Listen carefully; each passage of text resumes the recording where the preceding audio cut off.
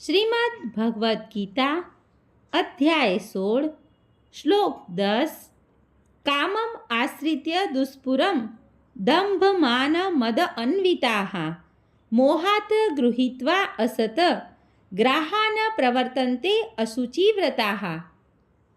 અનુવાદ: કદાપી સંતુષ્ટ ન થનારા કામનો આશ્રય લઈને તથા ગર્વના મદમાં અને મિથ્યા પ્રતિષ્ઠામાં ડૂબેલા આસુરી લોકો આ રીતે મોહગ્રસ્ત થઈને હંમેશા ક્ષણભંગુર વસ્તુઓ દ્વારા અપવિત્ર કર્મનું વ્રત લેતા હોય છે.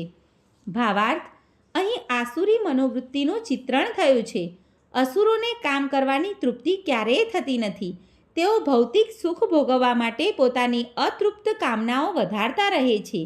જોકે ક્ષણિક વસ્તુઓનો સ્વીકાર કરવાથી તેઓ સદા ચિંતાગ્રસ્ત રહે છે. તેમ છતાં તેઓ મોહવશ એવા કામ કરવાના ચાલુ રાખે છે. તેઓ અજ્ઞાની હોય છે અને તેથી પોતે ખોટા રસ્તે જઈ રહ્યા છે એ સમજી શકતા નથી.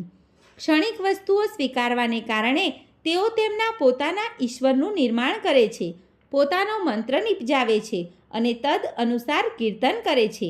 આનું પરિણામ એવું આવે છે કે તેઓ બે વસ્તુઓ પ્રતિ વધુને વધુ આકૃષ્ટ થાય છે: એક કામભોગ તથા ધન સંપત્તિનો સંચય. આ સંબંધમાં અશુચિવ્રતાઃ શબ્દ મહત્વપૂર્ણ છે. તેનો અર્થ છે અપવિત્ર વ્રતો. આવા અસુરી લોકો દારૂ, સ્ત્રીઓ, જુગાર તથા માંસાહાર પ્રતિ આસક્ત થાય છે. આ તેમની અશુચિ એટલે કે અપવિત્ર ટેવો હોય છે. ગર્વ તથા મિથ્યા અભિમાનથી પ્રેરાયેલા તેઓ ધર્મના એવા નિયમો નિપજાવે છે કે જેમનું અર્થઘટન વૈદિક આદેશો દ્વારા થતું નથી.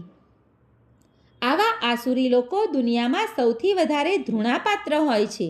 તેમ છતાં દુનિયામાં કૃત્રિમ રીતે આવા લોકોનું ખોટું સન્માન કરવામાં આવે છે. જોકે તેઓ નરકના માર્ગે આગળ વધતા હોય છે, છતાં તેઓ પોતાને ઘણા પ્રગતિશીલ માને છે.